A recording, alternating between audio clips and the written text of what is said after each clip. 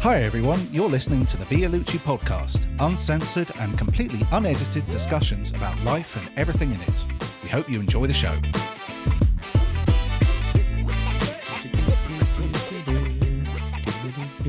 We're recording now. Do. That's the old theme tune, isn't it? I just realised. Yeah, well, there you go. That's the entrance to the show, ladies and gentlemen. Yeah, exactly. There's no mumbling to each other, all in our own little worlds. So, hello everyone. Hello for episode, what are we now, 23 or 24? 94. Oh, 94, I mean, yeah. Episode 5 or something, I don't know. When would the 100 be? Would it fall in January then? Yeah, it must do. 6 weeks away. Yeah, I would think so, yeah. Yeah. We've got December 1st coming up, National Personal Development Day.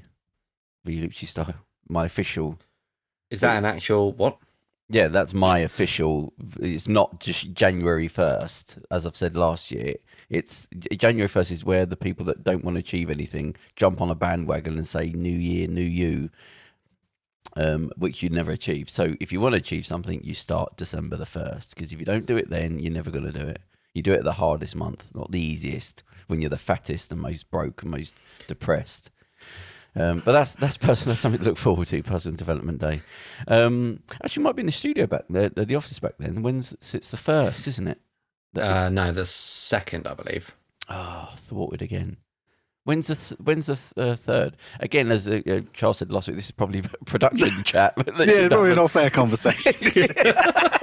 I think most people think our we're going to get Charles a conversation should be t-shirt off made air. up. It's going to be Charles' quote on his t-shirt. This is an off-air conversation. Hashtag Vialucci podcast. What was I saying now? What was I talking about before? You were fighting with your neighbours already. Oh no, that was off-air. What was I saying just then? What was it? I don't know. You were what? Fighting with your neighbours already? You've only been there a couple of weeks. What's up? Well, I've only been there I'm about 10 surprised it days. took that long. Hadn't been here the whole time. But yeah, no, I don't want to go into it. I'm going to start moaning. But somebody was complaining. Compared with all this. But my electricity went off. So Right. the electricity went off, just off, no reason, nothing. So I had to go and stick myself in a bloody hotel again. I'm constantly being attacked from all sides. Like I'm just constantly grief just poking at me. What do you mean the electricity went off? It just went off. It wasn't on. I haven't got any more details than that. Phoned somebody, but it was late at night. Nobody could come round. Landlord, get it sorted tomorrow. What about now? Well, I was sitting in the dark, and it was too early to go to bed, but I couldn't do any work because I had no electricity. So just bungled over to another hotel. I thought, I'm back here again, back in a hotel again. Just sat there on the bed going, what am I doing here? You're like Oscar Wilde. You just yeah. My gonna live in hearing's a fine hotel. though, luckily. So no in-ear problems or criminal record. Yes, but it's just like I can't relax, and it's like I'm constantly just being attacked. It's like this buzzing bee around you the whole life. You just, no matter what is happening, that bloody thing's there poking at you. But I don't want to moan. So, what have you been up to? Anything exciting happening this week? Charles, did you start your new job? Don't go into it. Yes. Is it all right? Is it? Yeah. I mean, I feel like a part of me has died and it'll never come back. But Already? apart from that, it's going well. The 1 week? Huh? You just been there the week? A week and a half. Well, it's those Why times. has a part of you died? Just because. The work is just the phone. Yeah, 9 to 5 now. They started off like 10 to 4 and now it's creeped into 9 to 5. Right. And then, Yeah, 9 and 10 is a big difference in the morning. yeah, no, it really is. It really, really But you is. just And, got to like, remind yourself that some people haven't got any money coming in. I mean, I've seen like restaurants. Look, so I knew speaking to a guy a couple of weeks ago, and his brother had opened the restaurant and had been running for like 8 years, and he said it was only the last 2 years that he'd actually started making a proper profit because he was like putting into it, and he said he fought it for a while, like this year. And he said, now it's just not working. And he said, go back to driving a van. The restaurant thing's just gone. 8 years back to driving a van because he just forget it. Didn't happen. I couldn't with the corona and everything like that. But he said the last 2 years he just started to like make good money. Gone. So you just got to think, look, bloody hell, I've got wage money coming in. Some people haven't got that. Some people are stressing like my business is going to collapse and I can't pay everybody, sort of thing. Oh yeah, no, don't get me wrong. I am thankful for the work, and it's not a bad job, and it's very well paid. So yeah, I mean, yeah, It just keeps the wheels spinning for a while. yeah, that's all. 100%, and like as I said, it's for a decent organisation as well. So I feel like Yeah. I'm Yeah, helping, that's something. helping the nurses out and stuff. The nurses sort of representational body. So I feel like I'm doing something relatively positive. Andrew, how's everything going in your middle class world? Everything great? Everything in my middle class world. Well, Christmas jumpers and that sort of thing. No, That sort Christmas of- jumpers don't come out till 1st of December, just like Christmas trees, which we established. Did we have off that air. conversation on air? No, we had that conversation. We had to sort out a domestic dispute between Kerem and his good lady wife about whether We've come to the the Christmas decision. trees. We had a vote. It went round the house. We've decided that the 1st of December is when the Christmas trees go up. Are you putting any up, or you're moving? So where are you going to be? Will you be out by then? No, we probably won't put it up until we're moving mid-December, so we'll put it up then, I would think.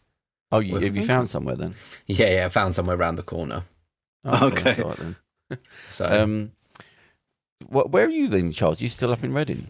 Yeah. Or up that way? It was the safest place in the country for Corona. Had the lowest cases. Oh, did it really? Couple of weeks ago, about 2 weeks ago, had lowest cases, lowest infection rate. So I thought, yeah, safest place to Then be. what happened? They opened up the nightclubs and I haven't checked. To be fair, I haven't checked in about 2 weeks, but like since lockdown happened. But who are some famous Reading people that have come out? Who's famous come out? Kate of Reading? Winslet, Ricky Gervais, Reading, yeah. Chris Tarrant. Oh, comedians. Yeah, who else? Chris Tarrant. Chris Tarrant. I mean, there was a big jump there down to Chris. I know he lives in Reading. I don't know if he's from Reading actually, but I know he lives around it. George Michael used to live just outside of Reading. I'm related George to Michael's jokes. He just used to just drive around smashing into stuff like stoned out of his brain. Well, on the way to the office, I can see that the photo booth shop that he ran his Range Rover into. I go past it on the way to the office. It's just on the corner Snappy Snaps. and on a hill. That's Snappy Snaps. Yeah. Snaps. Yeah. Do they have was like a blue cool. plaque for him? Yeah, you'd think they'd put something up, like just to go, "Look, this is the place," and just of people having photographs taken next to it. I don't know if it's true or not, but I believe that when you don't know, you don't know if anything you see on the internet is true. But where the dent was, someone had scrawled in graffiti "Wham" with an exclamation. Oh, that's good. So I really hope. I choose to believe that is true. I'll have a closer look next time I go out. Yeah, I also go past the what's it called? The Beatles, the zigzag, the Abbey Road. Abbey Road. yeah. So I have to wait there while people do their thing. I keep thinking, right, it's the wrong time. Nobody will be here at this time. And 20 people on each side of the road, Yep. all waiting for the traffic to stop so they can go and do their funny walk. You go, how long ago was that? 67 or something, 66. I think. I thought it was 80s or something. That's some footfall going across that road. Like last time I was at this office, go past it, doesn't matter what time it is on a Sunday, they're there walking doing the photographs, doesn't matter. They are like the most famous band ever. And if you want to see graffiti, go to the Abbey Road studio. 'Cause Oh, it's yeah. Don't even need to paint the building. It's just everywhere of notes that people have put in. But I don't see the point of that. Once it gets to, when you're the first couple of people, but then now there's just this big. I suppose if you're in that sort of cult, then it's like it's just for your social media. That's all that is. Look where I've been. It's not for you really. I mean, it might be for a few people, but not 40, 50 years later. Unless because the music, does it stand up now? Can you listen to it? Yeah, a lot of it. Yeah, I think more so the later stuff. I would think. Oh right, yeah, okay. Because some They of the started off more teeny band, didn't they? Yeah.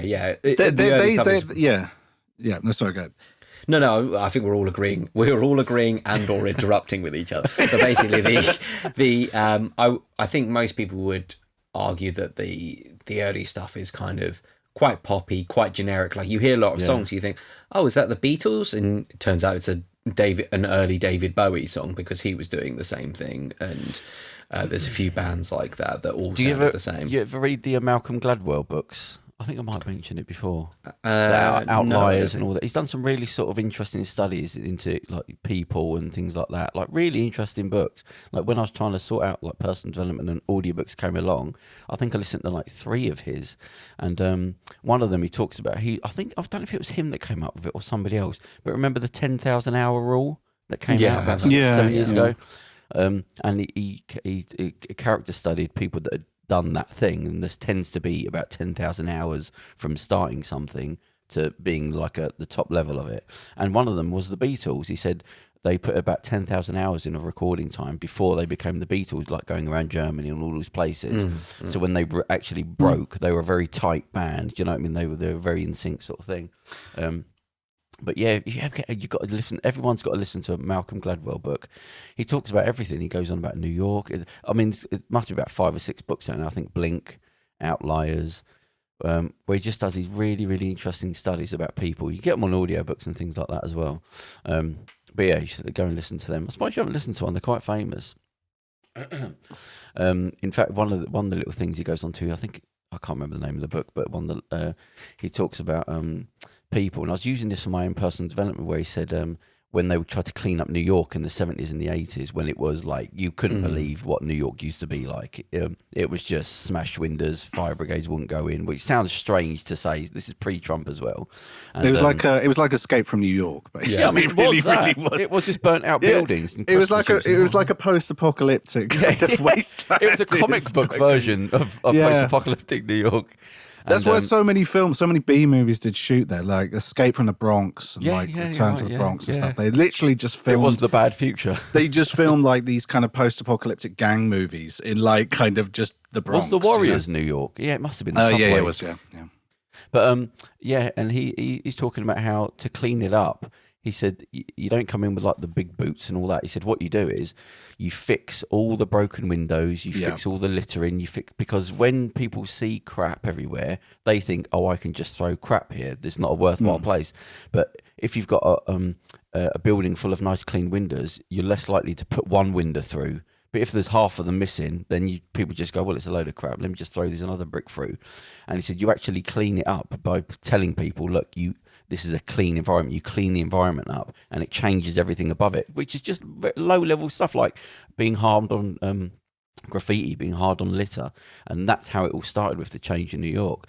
But you can use that with personal development, even though we'll get to that another time. It's just you've got to clean up the tiny little boring things that you can't be bothered to do. That are, the big things. I'm going to join the gym and all that. They're the easy bits, but it's the little tiny things you do every day, the mental stuff that nobody knows about. That's what you've got to clean up first. It's always the low level stuff. Did you see I just threw in Trump there about the New York before him and his dad moved in and. Well, anyway, did you see the tweet from the nurse that's been doing the rounds? No, I don't think so. Oh, God, I should have. Hang on. There was 4 tweets. Where's this, in the UK or? No, sorry, yeah, in America. Can you Google this, Andrew? You've always got your phone near you. Can you Google? No, my phone's off. Nurse, I want to interfere with the Twitter, signal. nurse, On Dakota. Google. Twitter, nurse, Dakota. There was like 4. It's something about like she's just finished work. She was a nurse. Nurse something Dakota. America, Twitter. Nurse Dakota, America, Twitter. Yeah, yeah. Oh, here's this. What's the name? Newsweek. I remember the name. Oh gosh, I think this ad is going to start loading.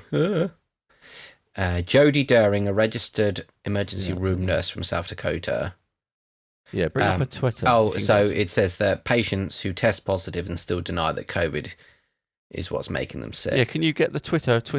I'll see if I can. It's that thing now. You can't do anything on the internet. I think I said last week you can't do anything on the internet without being bombarded with cookies. And oh, you read that? I don't even know what these cookie things are. Just get rid of them. I don't know what I'm getting rid of. Are they bad? Just never have any cookies on the computer. Yeah, technically they're supposed to be able to like trace you and like track you with websites that you go to. Okay. Oh, well, here's a sort of transcript.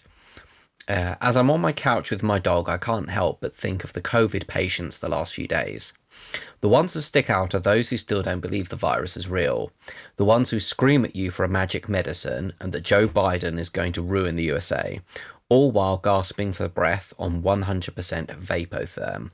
They tell you there must be another reason they're sick. They call you names and ask you why you have to wear all that stuff because they don't have COVID because it's not real. Yes, this really happens. So think that that's a nurse being told why you're wearing all that stupid stuff while they suffer. Like that.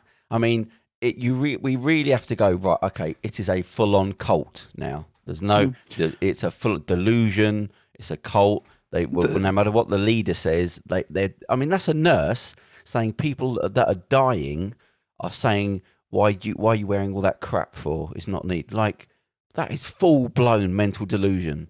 I saw this one thing. I mean, I've seen these compilations of people saying, yeah, I tested positive and like my son died from it, but I still think it's a hoax. And like, there was this one woman, she's like, yeah, my mother, she was about, I don't know, she maybe 50 or 60. She's like, my elderly mother's just died from it. My sister's been in a coma for like 2 weeks, medically induced coma. And I was in the hospital because of it. And several other my family members have tested positive and been very ill with it. But it's still a hoax, and I don't believe it. So it's past sort of rational stuff. Now it is a cult. Yeah. Now it's a sick cult that like. But how do you sort of like half the population or a good solid quarter? After the tweets went viral, sorry, I'm still reading this article. After the tweets went viral, she appeared on CNN. And here's another quote. I think the hardest thing to watch is that people are still looking for something else and they want a magic answer and they don't want to believe that COVID is real. It wasn't one particular patient. It's just accumulation of so many people. And their last dying words are, this can't be happening. This is not real. And when they should be spending time FaceTiming their families, they're filled with anger and hatred. Jesus. So cult. So somebody needs to start kicking it. It's like, this is a cult now. This is what the problem is. I saw it the other day and I thought, right, we haven't had to deal with this before. I mean, the main problem isn't Donald Trump. It isn't the nutters. The main problem is actually Fox News, because if everyone's getting their information from the same place, you would have to listen to things and go, okay, well maybe, I didn't know that. But if you've got a platform there where you're just getting, this is the first time in history where we're getting two completely different worlds. All your information comes from over there, and that person's information comes from over there. I slightly disagree. I think the problem is that it's social media, and that you're getting it from. I know so many people who spout this kind of stuff, and they say, "Oh, I don't watch the news. I just get it all from Twitter." You go, "Oh, well, there's a relic." You mean you get it from Russian bots? It's the danger. I get it from hearsay and conjecture. It's like when people say, I get all my news from social media. It's just like, well, it's like saying, I overheard this dude say it on the bus. I mean, it's not. There's no oversight. There's no credibility, and there's no accountability. It's been said before. Like the internet is in the Wild West stage. It's just a free for all. It's going all over, and it's literally just we haven't caught up with it yet. To go right, here's your social media now is not a little thing. It's part of everyone's life, apart from me and Charles. But it's part of everybody's life. But what you have to do now is go, right, now we've caught up, we've grown up, and it's not going anywhere, and it's massively important, as we could see from the election. This is a part of life now.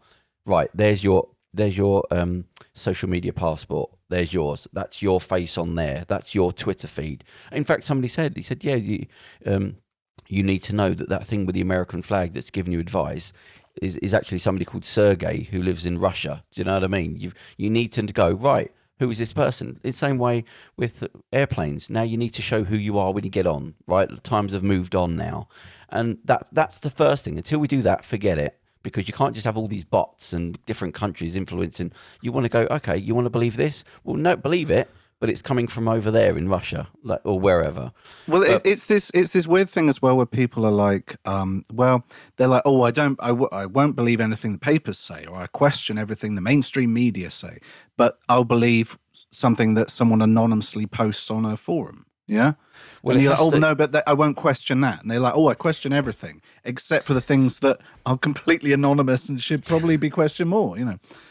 I can understand why, because you can't necessarily see, the agenda of someone tweet, whereas there's always these things of like, what are newspapers doing? What are they trying to sell us? Who are they really working for? Whereas you imagine, true or not, that someone on Twitter who's just saying, hey, I've got proof that, Hillary Clinton eats babies, which seems to be one of the ones doing QAnon. Yeah, QAnon's been there. Is that you go, well, what motivation do they have? And you go, well, because that's the Definitely not Putin wants to destabilize democracies by saying question everything, question this, let's have our puppets in power and all this. Well, it's because it's the very definition of divide and conquer. I mean, it's literally that: divide the country and then divide individuals within that. Well, because it's this sort of asymmetric warfare, and it's having things behind the lines. Because you look at these huge troll farms, and hackers and bots, and they're coming from Russia, they're coming from Iran, they're coming from North Korea.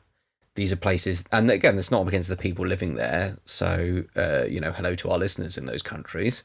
We have one as well. We have them as well in this country. Totally there's one down the road from me, and literally it's like the Reserve Intelligence Corps or something, and they had literally have these barns there. You can't get signal because of all the weird radio equipment they have there around. You can't get signal for miles there, and like honestly, it's a bot factory, same thing, but it's like a government thing. Yeah, it must be funny if you go. You have to sort of understand that you're inside something, so you can't ever really see outside of it. But if you could just go to Russia for a year and just watch the Russian news, Russian adverts, and just see America and England doing the same thing right back at them, probably better, to be fair. There was quite a while ago, the Israelis did this massive hack on an Iranian power station. I think it was either a nuclear power station or certainly building towards that. Yeah. And they basically built this, and but it was this sort of, it very much like how a virus is. It was just this enormous escalating thing. It was just planted to take down this factory, but it got out. The news of it kind of got out. The sabotage, because it just became this monster, and people were like, this thing could fucking take down the internet, like this monster kind of virus that they've created. They had to, block off all these servers and do everything. It was mad. It was absolutely mad. And like a death bot, yes. Yeah, exactly. Yeah, like a death bot, and it just destroyed everything. It's alive. Took out. But yeah, it basically because it took out half of Iran's internet, but it also took out all these other neighboring states. Almost as collateral damage. And it was like, we've got to cut off servers. We've basically just got to, cut off a leg to save the rest of the body. But it's because all otherwise this bloody games going on. I mean, I've said people like somebody that's over in Israel, they just want to go to work. They're not interested. Oh yeah, it's the bloody rich playing power games. If there's not enough power games within Parliament or the White House, they've then got to move it to a power game of the world. Like that isn't good enough for them. They've had to move from the Spectrum 48K to the Amiga. We need more complications. We need more. That's for you, Charles. That's a timely reference. Yes. The ZX Spectrum to the to the Amiga ST. Yes, but might even get a Texas Instruments. But it's just, in fact, was it Eugene V. Debs? He used to say like it's the poor going to war for the rich, where they never lose anything, but it's the poor that always have to go and fight for their beliefs. And it's just this power play. Like, leave that country over there, you leave that country over there, just get on with it. No, it's these psychopaths that are just, no, me, you, no, you, we want power. It's like, I mean, whether it's Putin or America, but you could say Putin, you go, why don't you just focus on your own country? Not let's make the rest of the world look worse than us so you won't sod off and leave us and go over there. Well, why don't you just try and fix your own country? Why are you fighting overseas things? I can understand when there's a threat of nuclear war and all things like that, but generally it's just power that you go. But they get so much money that it's no longer about, I can't get any more wealth, so now it has to be power. So now I just want to have more than you, and now I've got more than everybody in my country. Well, now I want everybody in that country as well. And it's just like, it's psychopaths. Like, they will look back one day and go, psychopaths. We're sort of, a few psychopaths were ruling the world, causing millions of people to die, fighting each other when they just don't want none of it. None of the rich are going. Actually, if you want to go to war, okay, well, you got the rich go first. Oh, the wars would soon sort themselves out then. Did you have any a family in the wars, like World War II or anything like that? Any granddads or anything? Yeah, everyone. Oh, suppose, like yeah, all my yeah. family, like Oh, they all enlisted. Yeah, no, I mean, during the First World War, I had a relative die in like every major battle. Like, oh, blimey. it's terrible. I had Somme, Passchendaele, Jutland, Ypres. Can't remember. No, yeah, it's terrible. I mean, there was a question on the QI. Was we slagging QI off before we went on air? or was that on air? We did. I think that? we were talking on there, weren't we? No? No, I think it was off it. It was off it. Yeah. Well, anyway, so I was having a go at them, but there was one thing that came up, and they said they were talking about the age of people like going to war and all that. Obviously, it was like ridiculous, like in World War II, like 15, 16-year-olds, like they knew they were young, but we needed them. But they said, they were talking about Dad's army, and they said, the actual average age of one of the people in Dad's army, and it was 30. Like that was considered like an old fella. Like they were do old. You mean in the TV show or in the home? No, guard? the actual home the guard. actual home guard. The reality, they weren't like people because they said like, how old do you think they were? And people going like 60, 67. You go, no, that was just the TV. The actual age of the old retirees was 30. You go, Yeah. So the 16, 15, 16 were out there fighting the wars. It weren't like 21-year-olds. They were like fucking kids. But it's also because I feel like people were older when they were, it's like when you see a picture of your granddad or something like that, and you're like, oh, was this when he retired? No, that was his wedding day. What are you talking about? Like He's so bald 27. and He's 27. He's like bald. He looks about Smoking 40. since he's 8 years old. Up the chimney cleaner. Yeah, that's the thing. And That's what it is that that Peter Kay thing of like when you watch old TV shows like from the 60s, like from the 70s and 80s, you're like looking at these people and like they're like, oh, this is Martin and he's 22, and you're like, what happened, Martin? Oh my god, 50 fags like, a day in a pub. teeth, got 2 teeth, comb over, like you're like, God. There was they were saying about how many when they first put out like the Home Guard, we need volunteers, and they thought they'd get like 80,000 or something like that, and there was 250,000 in the first week.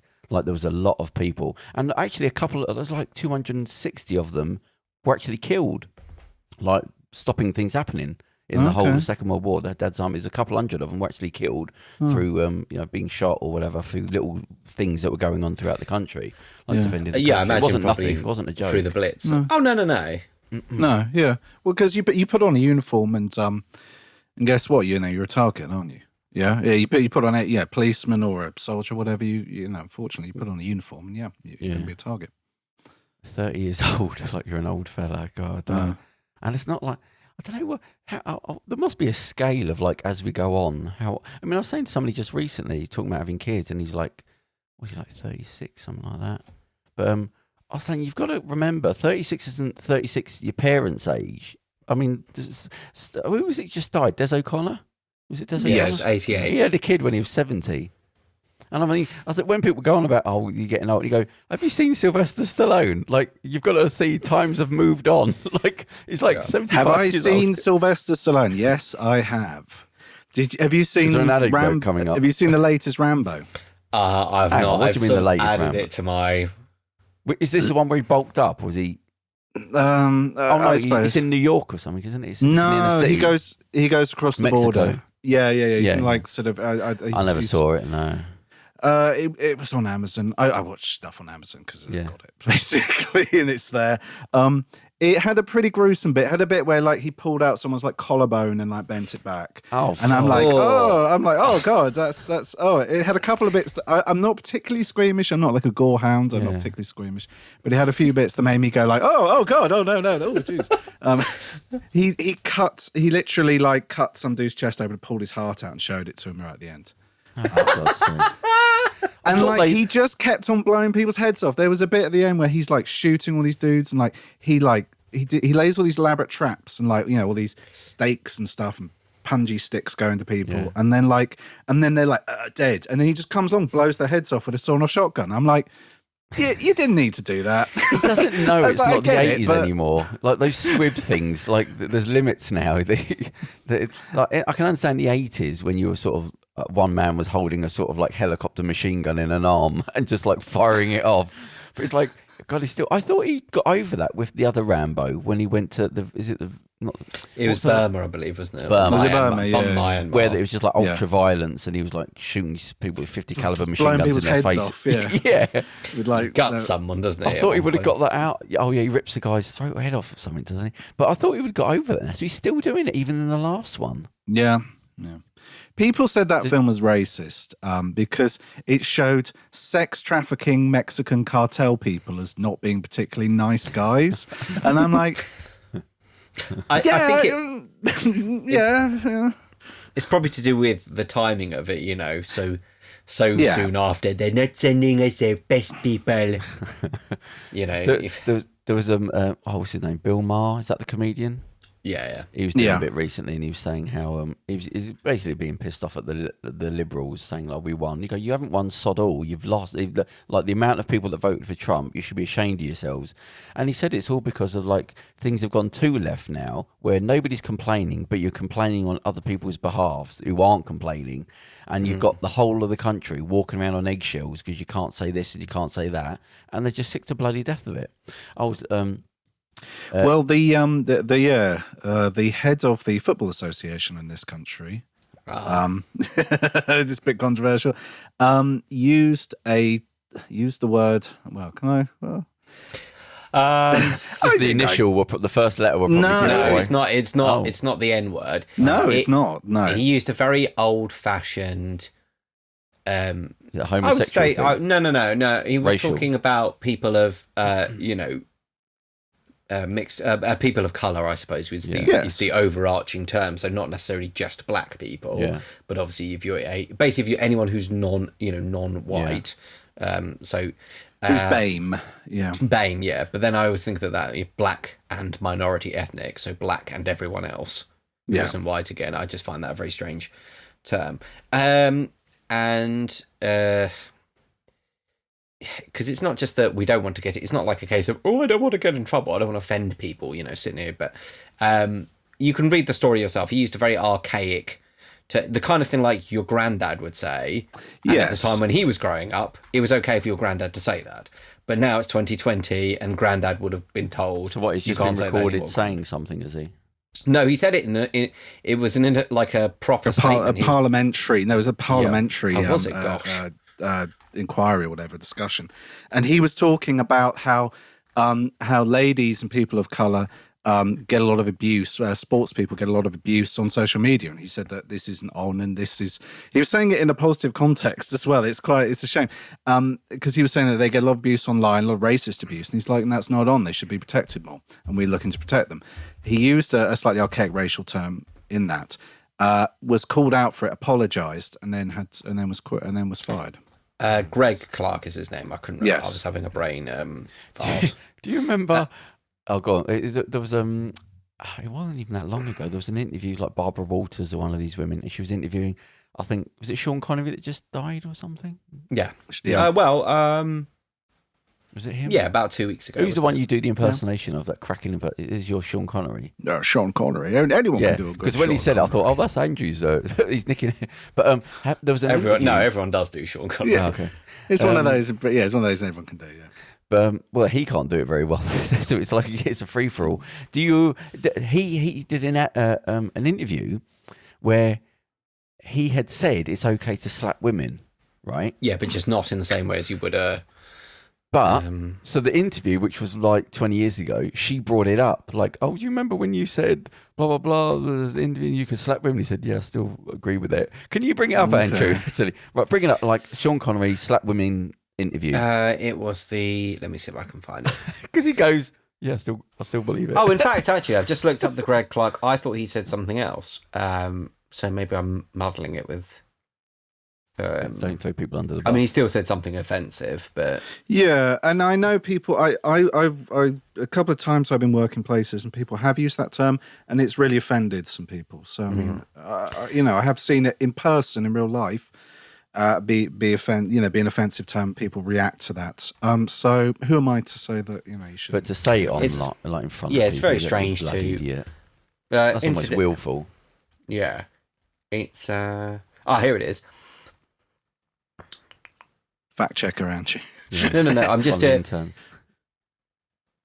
This is cracking content. This. Oh no, it's great stuff. There's nothing like a moment of silence in. Yeah. Do you want to explain what I don't think there's anything. No, I won't do it because actually we should make light of these comments. Yeah, that's right. Yeah. I just realised I was like, it doesn't really. Yeah. No. Just get the kazoo out. I don't think there is anything. This is Sean Connery saying. Yeah, this is what he was reported to have said. I can't see the original article. I can only see the reporting of the article. I don't think this is to Playboy magazine as well in 1965. But I don't think there is anything particularly wrong in hitting a woman, though I don't recommend you do it in the same way you hit a man.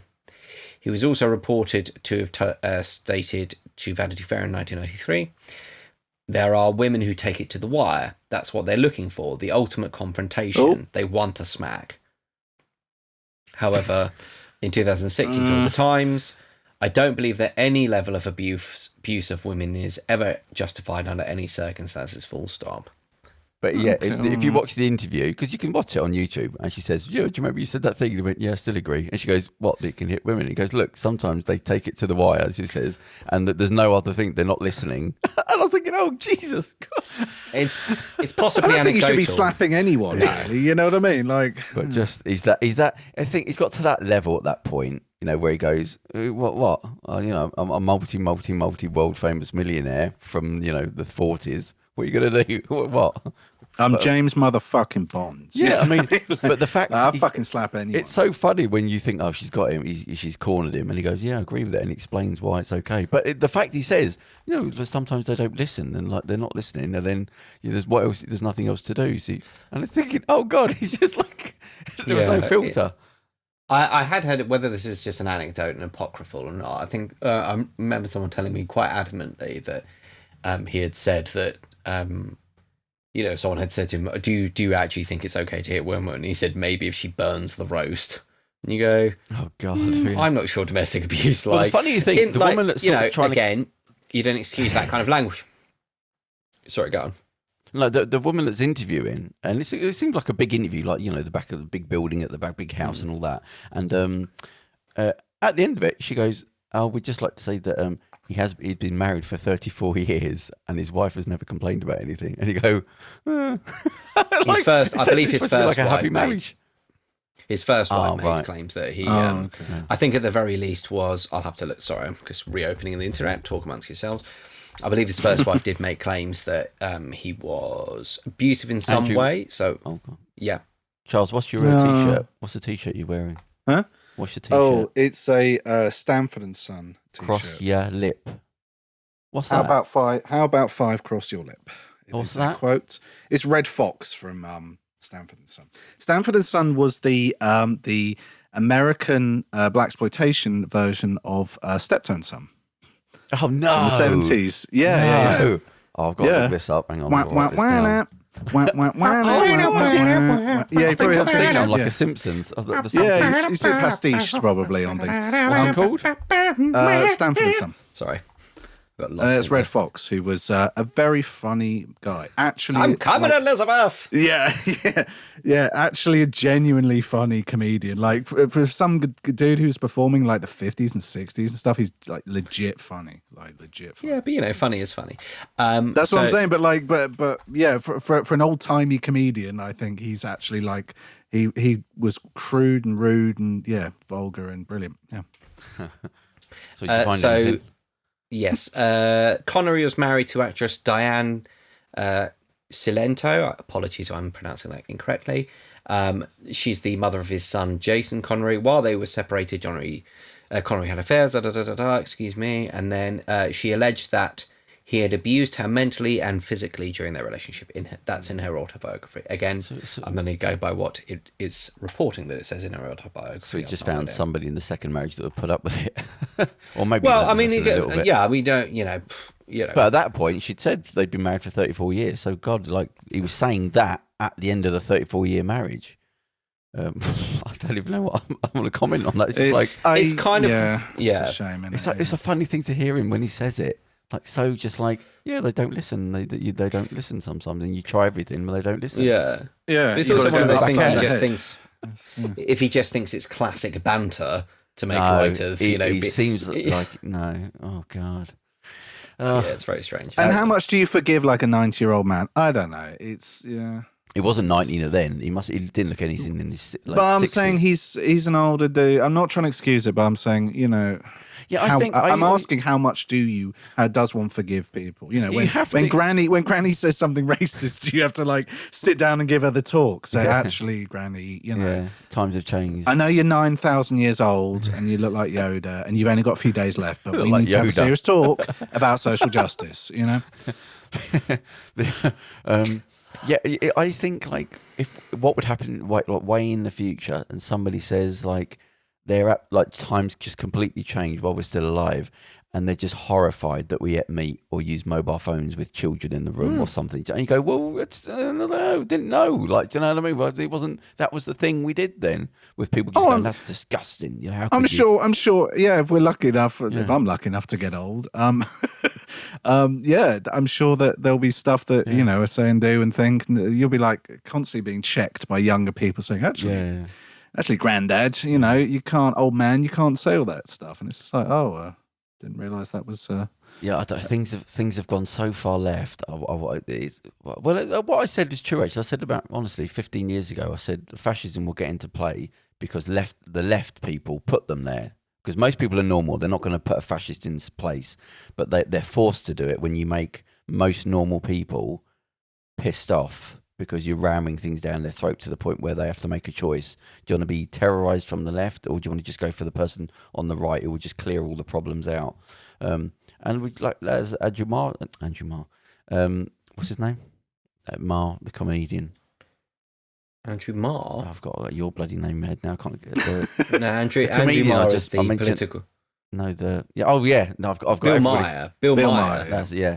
When he said you've got everyone walking around in eggshells, and that's why it's not a win to say you've just scraped by from Donald Trump that should have been a whitewash. Like, you should have got rid of him. Yeah. You go, that's nothing to celebrate. It just shows how ridiculous. Like, you've lost control if you can't beat that fella.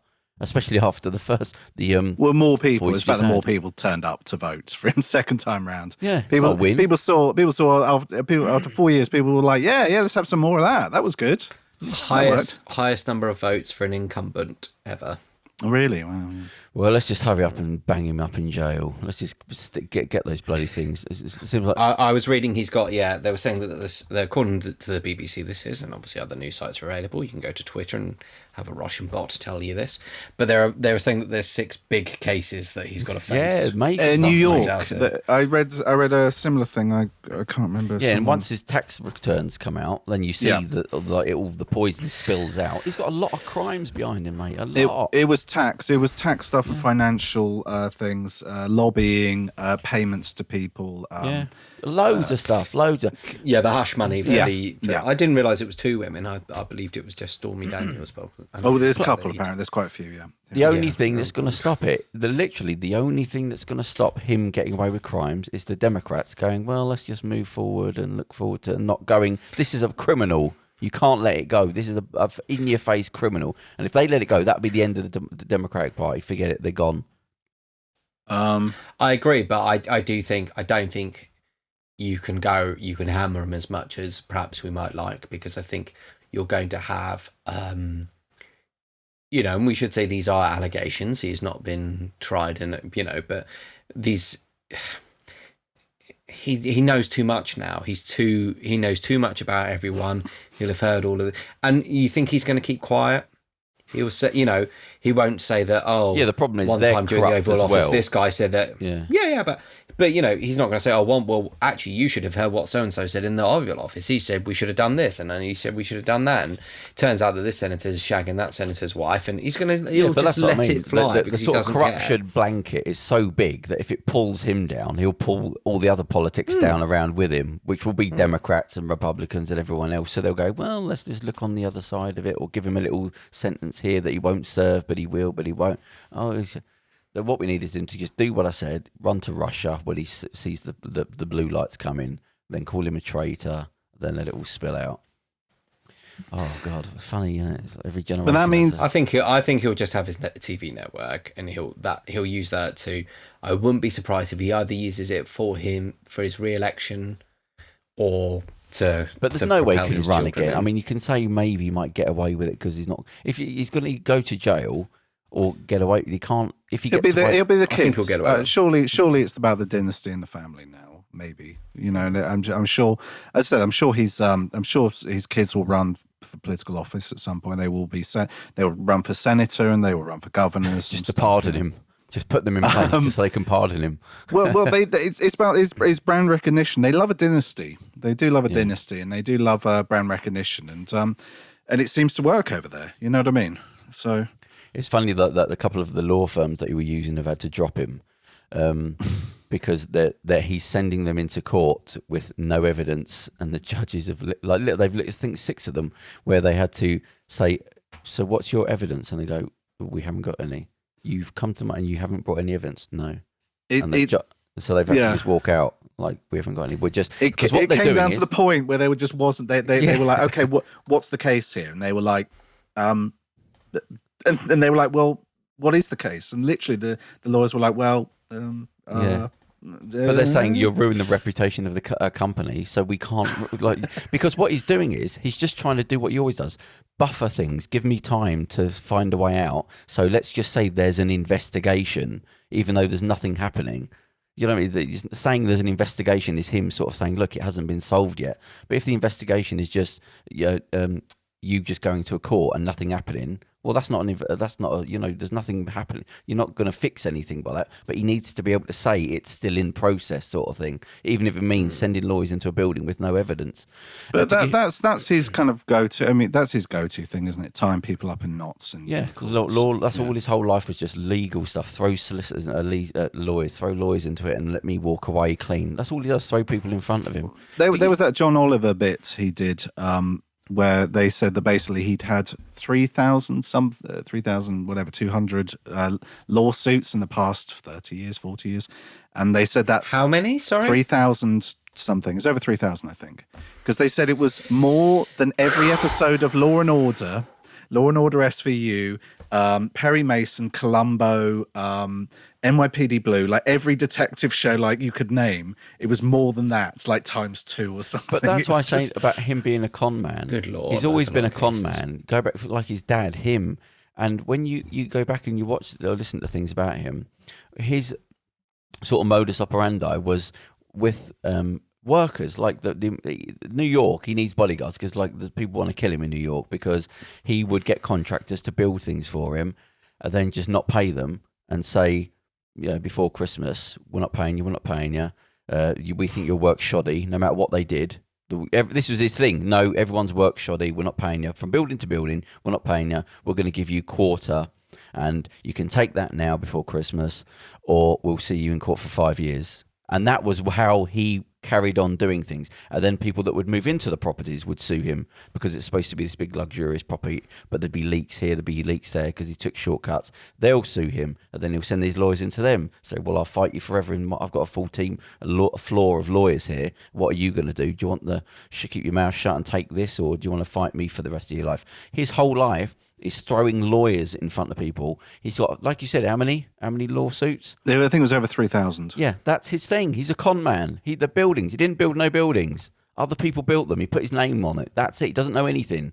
The only time he had to go at something was the Taj Mahal, when he tried to. That was the first thing he did without his dad. And look at that. The Taj Mahal lost money. And go and watch the documentary just on that, about him not paying people and them having to chase him. At the university. I would. Okay, I don't know about the Taj Mahal specifically in this instance, but the only reason why someone claims that they have lost money in a gambling institute is money laundering. I'm not saying that's the case with Trump, but they are a front for money laundering if you're losing money, because you just can't lose money. Yeah, the thing with him was he didn't know anything about it. He ended up blaming the manager of like the building. Like he took the fall for it all. And but his thing was, everything was like $100,000 chandeliers, the most slot machines than there are people in the city. So he just wanted to build this massive big thing with gold stairs, $100,000 chandeliers everywhere. You watch the documentary, the guy's going, he's off his head. He wants this and that and this made out of gold and the thing, because the whole thing is just to show off. And then once it's done, he then sods off. It doesn't make any money. It collapses. People come to him and he says, no, it's him. Anyway, I'm on to the next thing now. Look at my big building over here. And he's just doing that like leapfrogging thing from one con to the next, leaving a trail of lawsuits behind him. Wouldn't it be great just to never have to think about that fucker again ever? I want some justice. I want to see him fall. That's your summary, Charles. But he's lost, and like he should just go away, and like he's not. He's a cult leader. You watch anything?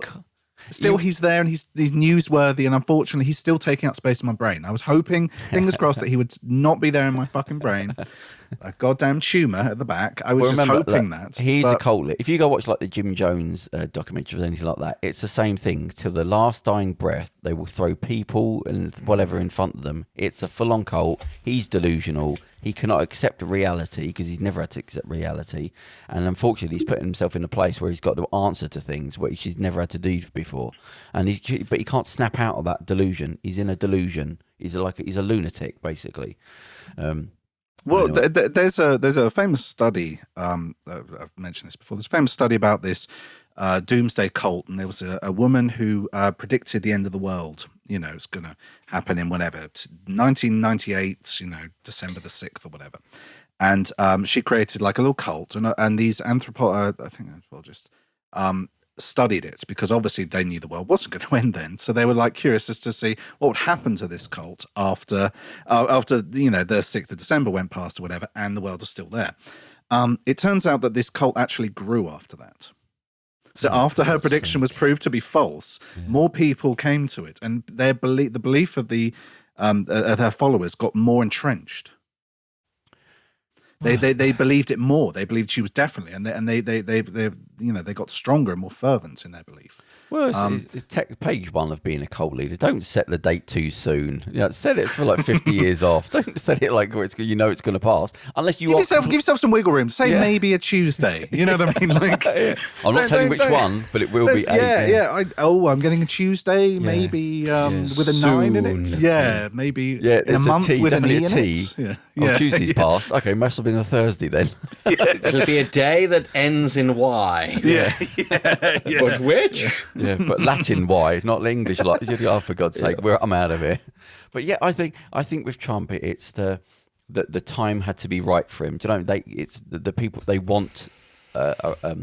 Somebody to say I can say anything. They want a con man who's, as they say, throws a Molotov cocktail into politics. They were ready for somebody like him, and the bottom feeder that he is just comes along at the right time, just scoops up all them poor like people that were pissed off, angry, broke, and they needed somebody to be angry. And here's a bloke who's going to be angry for you. It's full on fashion. It's the same old thing with Germany. Oh, yeah, they're pissed off. They've got no money. Oh, you know who it is? The old Jews, like over there. Oh, yeah, of course. Let's all get don't blame the bosses. Don't blame the people who won't. Why am I getting paid fuck all for my work? Oh, don't blame the person actually paying my check. And they're not paying me enough.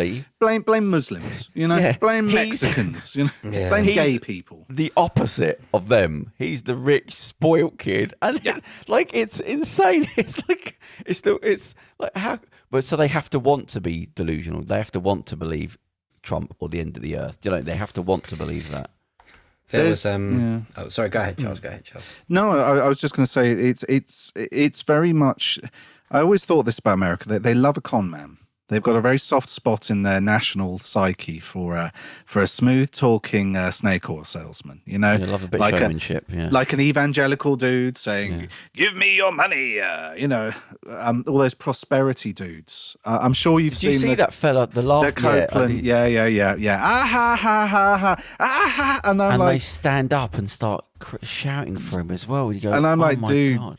What's so funny? What's so funny? He did win. Like, I don't understand. But the thing is, he won. They said he's on his 3rd private jet. Yeah. Think of that. But when you look at that bloke, what's his name?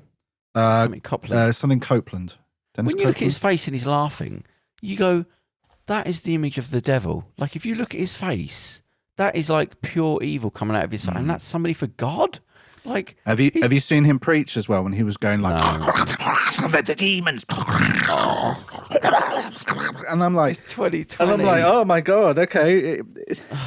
What happened to all the flying? What was that Michael J. Fox of Back to the Future? What happened to that future? Where's the Jetsons? Yeah, where's the flying skateboards and everything was nice and peaceful and cars going.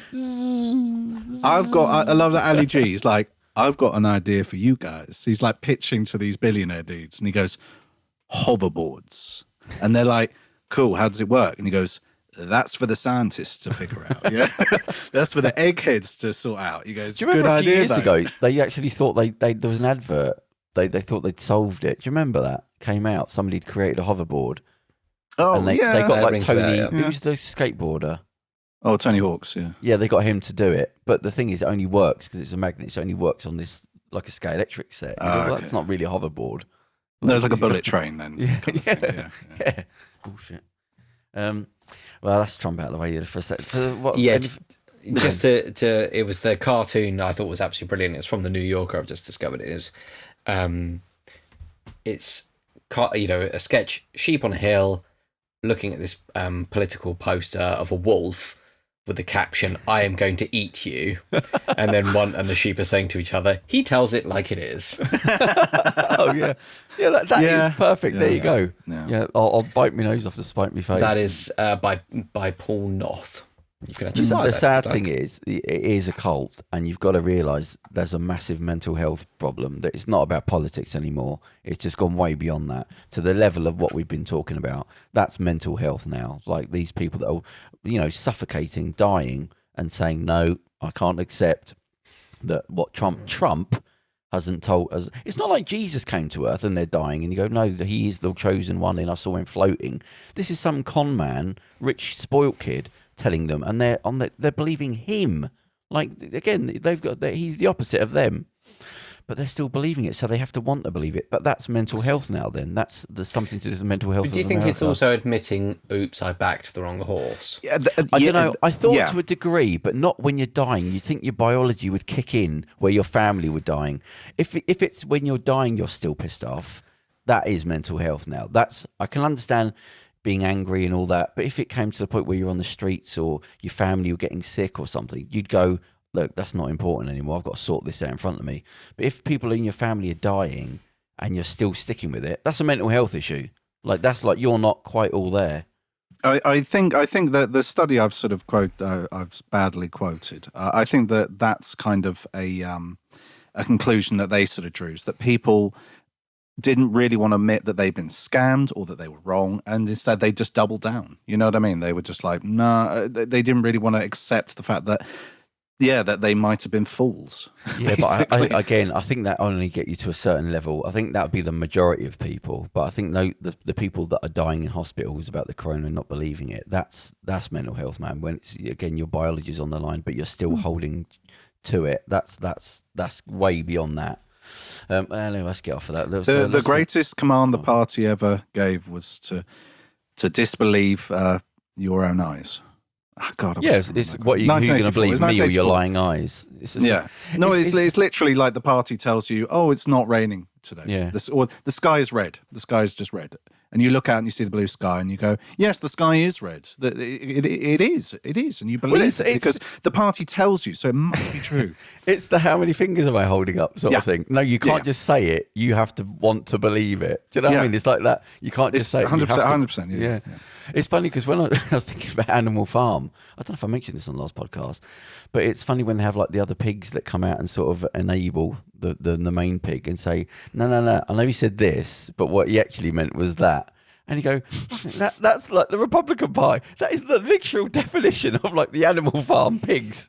Where he says one thing, and you go, no, you're taking him literally. He didn't mean the bed. He meant a bed with with straw. He was trolling when he said that he wanted to be president for life and he wasn't going to stand by the election. It was a joke, and he was trolling. And you like show them 1984. Go, not 1984. Animal Farm. And go, look, that's you. Those little piglets that come out. Yeah, you're the little piglets. And then you've got the wolves that I suppose will be the MAGA, the MAGA gun lobby lot, the army. Did you see the general that came out and said about like we don't work for a government? The top general, the top fellow in the American army, did the speech, which he'd never done before. He was celebrating whatever day it was in America. Veterans Day, I'm Yeah. assuming, And he said, blah, blah. And he just didn't mention Trump. He said, look, we're this, we're that. But we support the Constitution. We do not support a government. We do not support a person. They pledge their allegiance to the Constitution. So everyone was a bit like, okay, well, at least we got the top fella. He's basically saying, look, don't take the piss. You have not got the army on your side. No. But didn't he say, Trump say, we've got the motorcyclists, we've got the hard guys, or what did he say? Something like Bikers that. for Trump. Yeah. He said, Remember when we've got, bikers used to be hard nuts and like outlaws and like, rogues? And like now they're all like, no, we're supporting big business tax breaks. And we're sponsored by. Yeah, and we're anti-abortion. It's just like, dude, you guys used to be like rebels, and now you're just like sort of suburban wine. You've got a press secretary. territory. And Yeah. I don't know if it's true, but they say the gang, you get like the motorcycle jackets with like Hell's Angel or whatever. That's actually like false. They don't. If you see a motorcyclist with the name of the gang on the back, they would never ever do that. It's always a small badge on the front. That just was for films and things that you see like on the back of the jacket, Hell's Angels or whatever. Okay. It's never that. They that's not for real. It's always a badge on the. I think when I have seen them, it's just been. I wonder if you could enough times pass where if you was in England and you had a motorbike, could you put on a Hell's Angels jacket and be sort of ironically cool, or is that still a serious thing? Like, do you think that would get you in trouble? They have chapters. I know they have chapters around me. They have a chapter around me. Oh, really? Because like this guy got shot and stuff. This guy was shot and killed by. Oh, I thought it was just going to be like a Dad's Army type of like it's just a load of old blokes who meet up on the weekend. It's the gang. It's still a gang, is it? Hell's Angels. Technically, yes. I know that they're big. They're not. I know that they're bigger abroad, like in Europe, like Scandinavian countries. They're literally involved in like the drug trafficking, drug manufacturing stuff. I know in like Holland and stuff as well. They're sort of in the hard drug trade as well.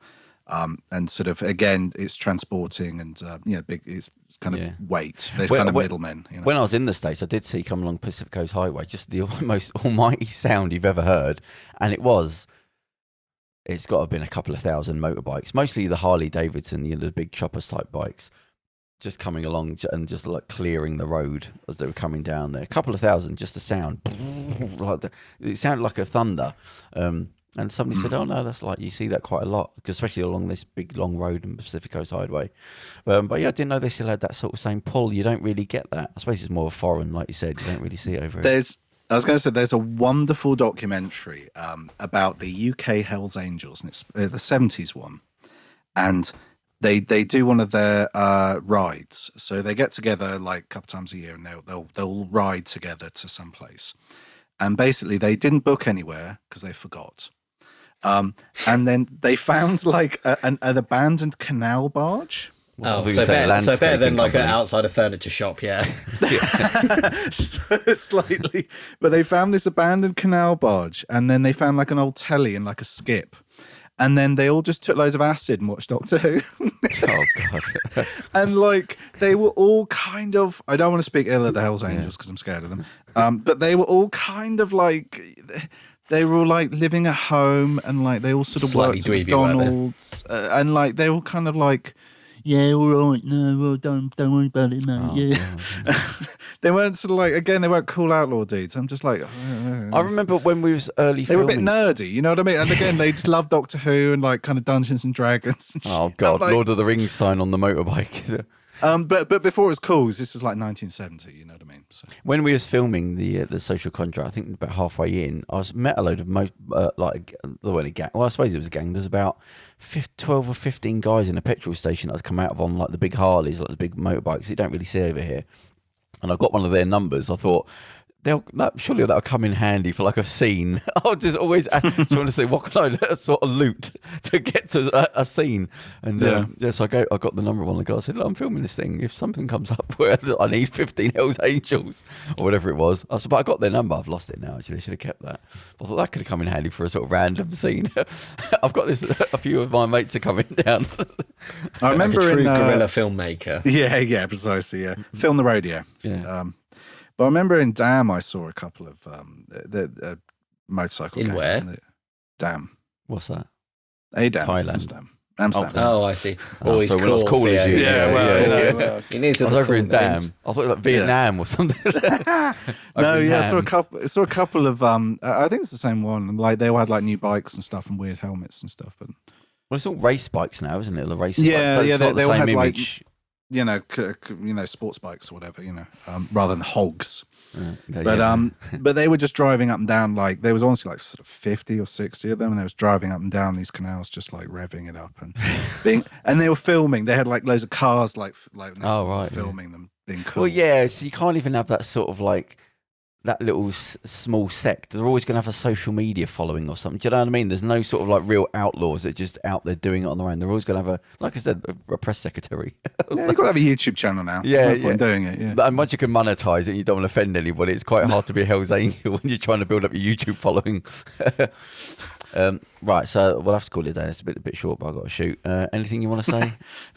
Have you said anything? No? Count the votes and stop counting the votes. Yeah, that is all. Yeah. Count some of the votes, but not all of the votes. Count the votes until for one we win. side. Then stop counting. Oh, insanity! Pure bloody. There's insanity. a wonderful documentary called Hypernormalization by Adam Curtis, and it is about. It focuses particularly on this Russian media strategist and policy guy, one of Putin's top guys. And basically, it kind of describes and explains the current state of the world. And I was thinking about that, watching these two groups, watching these these Trump supporters say two separate yet conflicting chants, you know what I mean, in different states. Count the vote, stop counting the vote. I was like, yeah, we are living in a hyper-normalized world where it's so confusing. You're just bombarded with all this different information, all this conflicting ideas, and you have no idea what's real and what's not. Well, and that's the point. Surkov.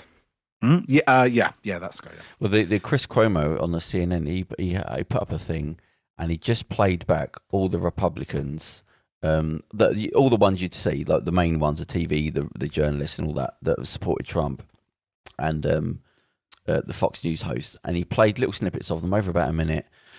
Of them all moaning about the Democrats, complaining about challenging Trump's vote, like his win. Oh, you crybabies! They don't believe in democracy. They're trying to illegitimize Trump through the courts. They're complaining about this. The votes are in. What are you complaining about? And it was just perfect. It was just like, just actors. That's all they are. Literally, everything was like, you could have just changed the word to Trump now. And it was just, they were all complaining about the Democrats, complaining that Hillary didn't win, complaining about that they're going to court. These bloody Democrats are always whinging. They can't accept democracy. They don't like the fact the votes are counted. They don't like this. They're trying to cheat in the law courts because they haven't won. And you go, they're just actors. It's just acting. The paid actors, that's all they are. Told what to say, told what to wear. And you want to just get the video footage of them saying that. I mean, who was the one? Is it Mitch McConnell saying, "You can use my words against me"? That one. And you go, "Oh, Mitch McConnell." Yeah, just actors. Just say what you want when you want. You don't believe in anything. You've got no morals. You've got no integrity. Each one complains about the other one till the other one gets in, and then they just complain in the same way as the one before did, and it just goes round and round a bloody loop. Down with politics. Hashtag down with politics. Still, there's a bit of hope. Boris Johnson's in quarantine for 2 weeks, so that's 2 weeks we won't be able to do too much damage. So won't see his fluffy hair. Have you seen him on Spitting Image? Yeah. I've not seen the new ones. He looks a wreck now, honestly. Like, Corona's taken it out of him. He looked more hungover than normal, like yesterday. Like, honestly, like normally like Monday mornings he looks a wreck. So you just think, yeah, he's been absolutely smashing it all weekend. I don't know who's who in British politics. I only know Boris Johnson. And when I've been seeing the Spitting Images with him, and who's the guy that just quit? Dominic Cummings. Yeah. I was thinking, who's this bloke that they've got around him in Spitting Image who wears like this Ming the Merciless type thing, and he's like some not alien, from the planet. Yeah, and he refers to the British people as the hive and the larvae. He refers to them as the larvae. He's some alien dude, isn't he? Yeah. He said with the fireworks again, he goes, "Is this the larvae pods? Are they giving birth?" You go, Jesus Christ. Right, so I got to shoot. Okay, so that's another nice little show. Yay! We can't really do anything again till how many weeks till that thing's over? So what we now? This weekend's the 22nd. Until COVID's over. When is it closed? When's the last season of COVID? Don't. I'm bored of it already, man. I'm just like, you know what? Like, Between COVID and Netflix Trump, have renewed for one final season, and that's it. Okay, right. Well, there's the show. So I don't know when we're going to be back in the studio, but I'm hoping it'll be in 2 weeks. So next week might be our last from remote broadcast. Fingers crossed. Yeah. So that's the show. So thank you very much, and we will see you next time. Cool. Take Ciao. care, everyone, and bye-bye. Peace. Goodbye, all. Here's your story, let's begin. The water's fine, come on, dive in. The future's here, it's right before your eyes. Step by step, you're on your way. Welcome to a brighter day. Don't you know it feels good to be alive?